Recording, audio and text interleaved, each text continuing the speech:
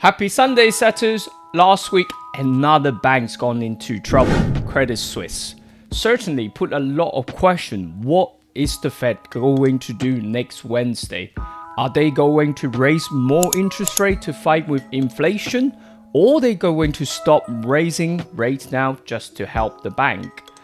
We did see some buying in S&P 500 on Thursday, but Friday, the buying is easing off. However, one index is still showing a lot of strength, which I will go into detail.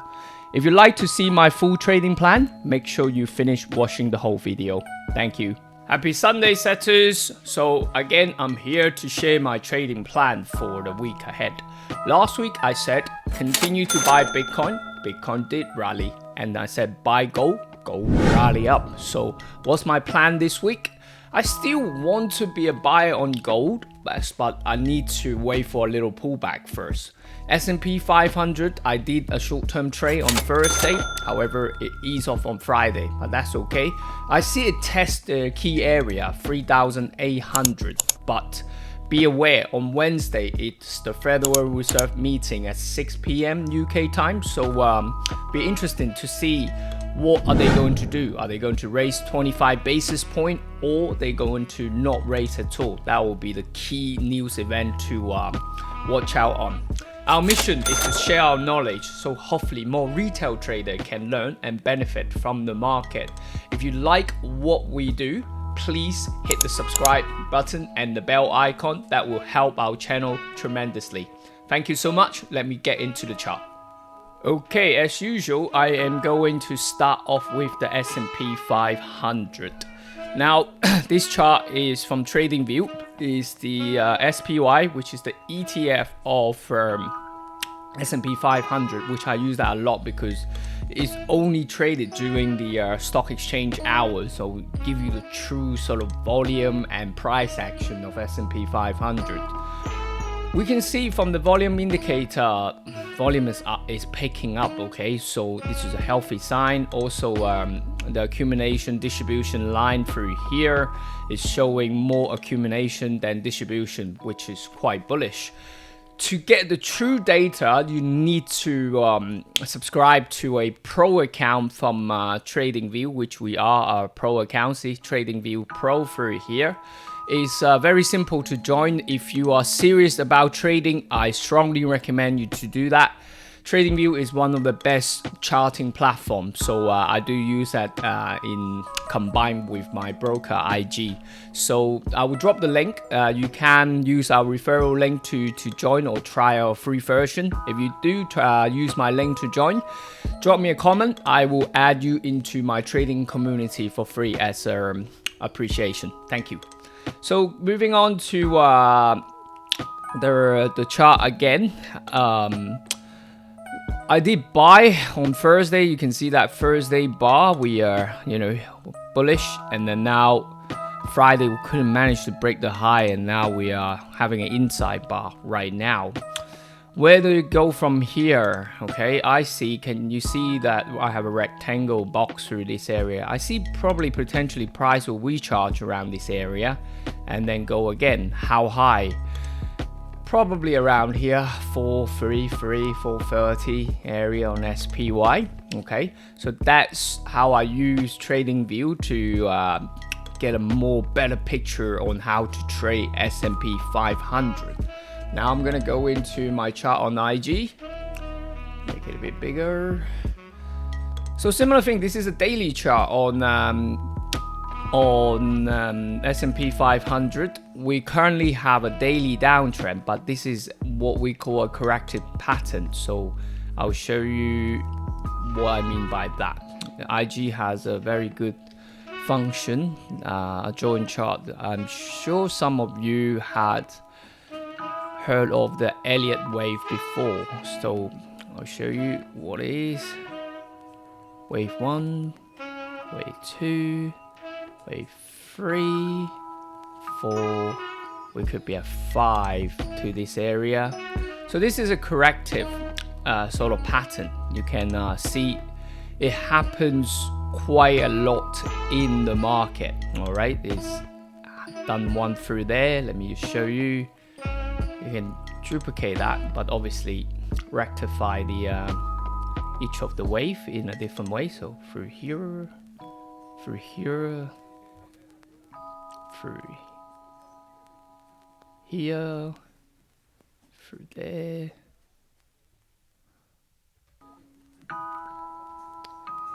through here. See, after this corrective pattern through here, we had a rally. So the rally happened in here. Could we do the same? That's what I'm anticipating. So the key area is around 3,800 that make a base, and then to go long. That's more a longer term plan. Around the 4,300 is the area that I think I will be look to take profit for the next long opportunity on S&P 500, including some of my longer term investments that I bought early of the year that I would like to take profit as well, because I do believe we are going to see a recession, whether it's a hard landing or soft landing, so meaning how severe the recession is going to be. That depends. I'm not here to trying to give you the insight of that. We'll see near the time how the price action react. But if you do want to get more insight or more up to date, we are going to launch our simple trading program from the 26th of March this month, and you can join for free. What it includes is you get much more live market update. We'll show you how we trade live market 3 times a week, and also once a month we do a full day boot camp to go through trading system with you, and you can ask questions in a live session to make sure you become a profitable trader. So I think you don't want to miss this. So click on the link. I will drop the link in this description or pin comment, so you can try out our simple trading program for free. Thank you. So continue, I think one of the index is continuing to show a lot of strength, which is Nasdaq. Nasdaq, you can see, is broken the bullish flag now. So of course it's more bullish than S&P 500, because remember on Thursday S&P 500 couldn't break their high. Nasdaq broke it first, and now we got a doji bar, reversal bar, all right? But now we already broken through this the Elliott wave or the flag, whatever you want to call it, the corrective pattern. So I want to see it come back to around the monthly pivot, which is this area above 12,000. Then I look to go long to around 13,000 area, for 13,000, this swing high area. That would be my profit target. I would definitely look to trade some Nasdaq as well, because it's the strongest performing index. So it shows that although there is a lot of uncertainty in the financial sector, but investors are still happy to take risks on growth stock like the technology stock. So I'm happy to continue to be a buyer until the swing high, and then we will analyze that again. Okay. Dow Jones Industrial is probably one of the weakest, arguable, probably weaker than S&P 500. We are still ranging around this area here. It's not uncommon anyway. You can see, a little push and that double bottom, and then go through this area, range a little bit, and then pop. So still happy wanting to be a buyer, but probably around 34, like the last swing high area would be an indication. 35 would be an indication to take profit on my longer term investment. All right, so use it as a reference. Not looking to trade that. Probably S&P 500 is more my appetite to trade. Okay, European indices are showing a bit more weakness, is ranging in here at the moment. Is the support level going to hold on DAX? Is 14,600 area is key. They probably take, it's just, a rotation from that. They've been performing quite well, now showing a bit of weakness, but I do still see a little bounce before any weakness kicks in anyway. So but if you are a European trader, have a look. Is the DAX going to hold around the 14,600 area? CAT is quite similar. We've broken the first level, but we have another sort of level around this area here. So let's see if this 6,800 area going to hold. If not, then look for a soft level around this 65. Or you want to be a seller, then yeah, by all means, going to, you know, up to you if it meets your rules. Okay. Moving on to the Forex size, dollar index first. Always start off with the dollar index to see what is it doing. Okay, we talked about this bearish flag for the last 2 weeks now. Yes, it's now broken through. Okay, but then on Wednesday we had a buy, and then now okay, rejected. Now we got 2 inside bar here. Not the nicest price action to trade. Maybe we retest double top here, could be a seller on that, but I don't sell the dollar index, so probably look to buy the euro. It's not really on my list, but yes, you can come back to this level, which is, I think it's the 103. I'll get you the exact price. 105 area, 105. So if you like to trade that, could be, you know, find support 105. So what I'll do is in here, put it by precise, 105, 105.28, something like that. So put it on here, 28, buy price. You want to make a note, you can make a note on that. It will show you when the price come back to this area, so you don't need to babysit on the chart. Impossible to you know, sit on the chart for 24/7 anyway. All right, that's one option. Or the other option is wait for it break through here, but then your reward to risk will be reduced dramatically. So up to you. It is on my list, but not top of my list. Pound is on my list to buy because it's stronger through here. So my plan is to see a pullback on dollar because it's a soft level, come back to this area here, so 1.2, which I already, again, very simple, set the alert through here. So 12000, take off 10, bump, and then when price retrace to this area on pound, then I'll look to be a buyer. Okay, the rest of them I'm not really big fans of. Kiwi could be showing some strength again. There's only 2 options that I could potentially be a buyer of. Kiwi is either here, the right shoulder again, inverted head and shoulder, so around the 60, 150 or above for me to be a buyer of Kiwi. So that's the plan. We do see, you know, I do see we are going to see a pullback, so some short-term strength from dollar. You can see dollar CAD already forming, could break this, so keep an eye. If dollar CAD break 138, then we could see a retracement on dollar. So short-term dollar strength. Dollar yen, right? So I said buying gold is great. So like last week we see a rally, we saw the rally from gold, and we also saw some strength from yen. So this is dollar yen. Dollar is weaker than yen, so we're seeing more money flowing to yen, which is great. But if you drop down to 4 hour, it's not having the same strength like what we see in gold, right? Gold is, which is the next chart that I'm going to be. So I see maybe price is, you know, barely just breaking this previous low. We could see a little bounce back to this 135 area first before the selling continue. So it's on my list, but I'll probably use that as a reference to trade gold, which I'm going to show you now. Gold, big rally.